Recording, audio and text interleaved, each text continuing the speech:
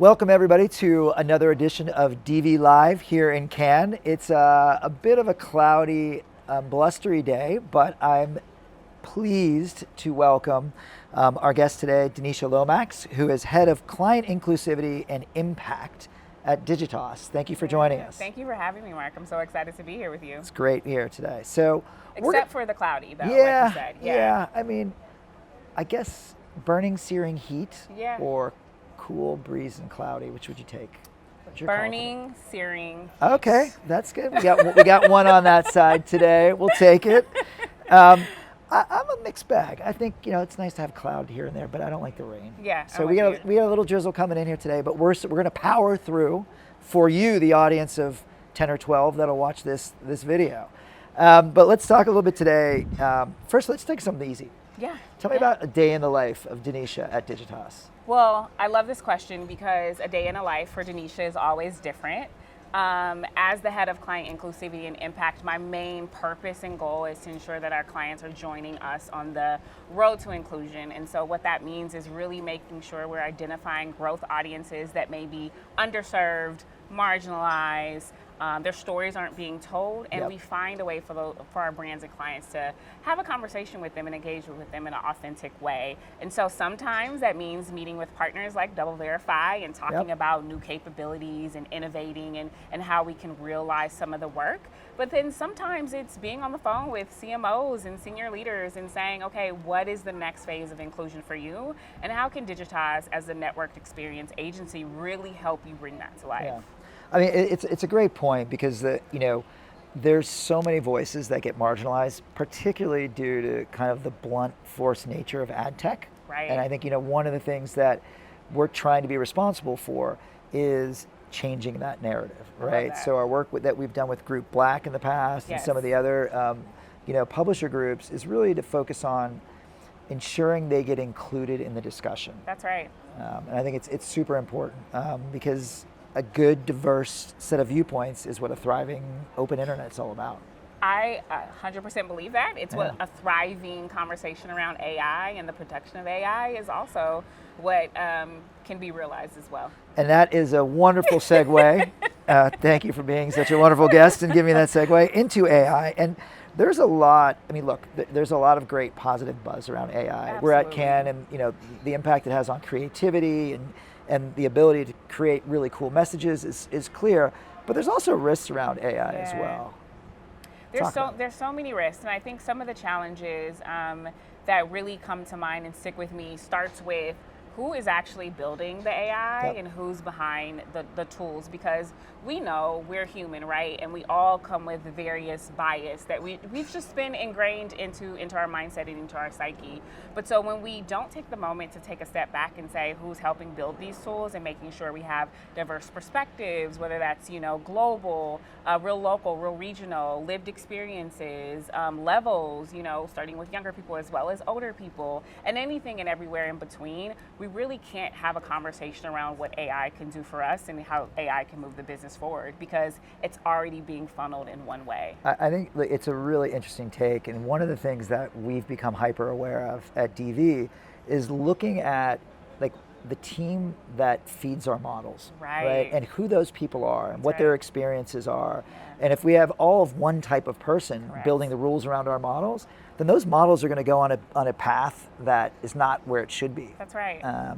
And also, people talk about AI, and we use that in actually building some of our tools, but we like to think of it as human-assisted AI. I love that.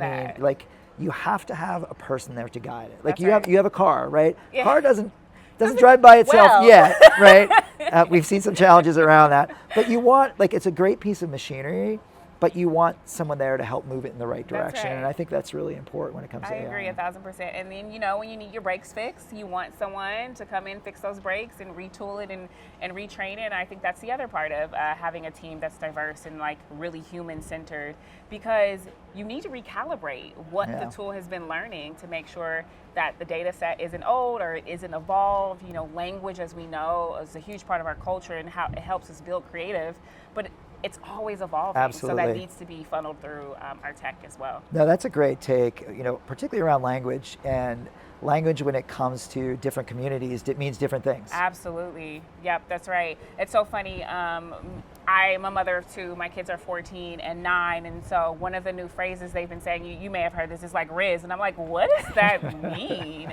Oh, it means you're cool and this and that. I'm like, oh, you mean like slay? And they're like, oh, we don't say slay anymore. And I'm like, well, millennial mom here, I still say slay. So it's a good example of how generationally things mean different things, and we have to evolve. I commend you for trying to keep up. Thank you. I've given up. I have a 16-year-old, and I don't know.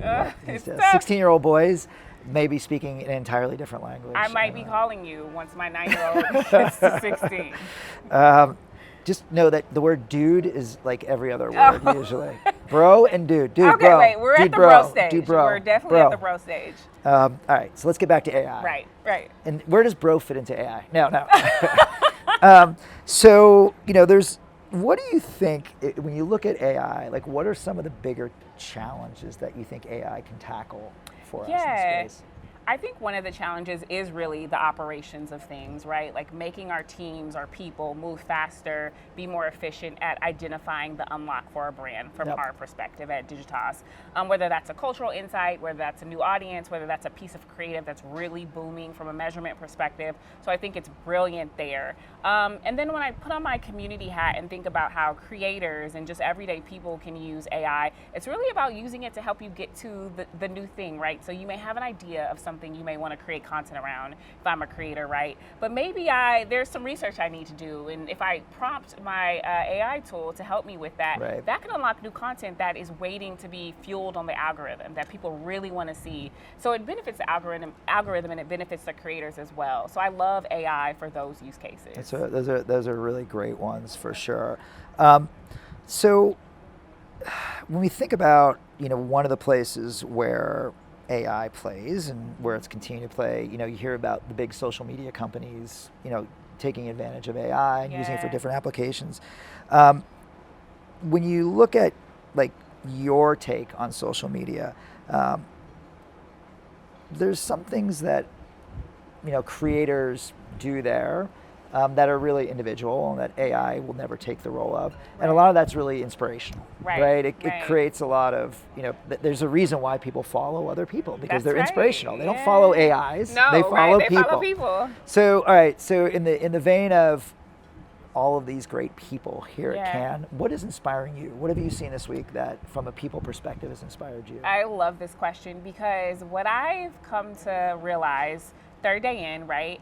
It's really about those serendipitous connection moments that you have where you can have a conversation in the wild, in real life, really connect with that person, pick up on their energy, pick up on nuances, and talk about things that you just can't really do on Zoom. Zoom is so one-dimensional, if you will. Like it is. So you get energized and you get passionate about the conversation. And so I just think what I'm taking away from Cannes is there's so much brilliance in the real life and having those moments.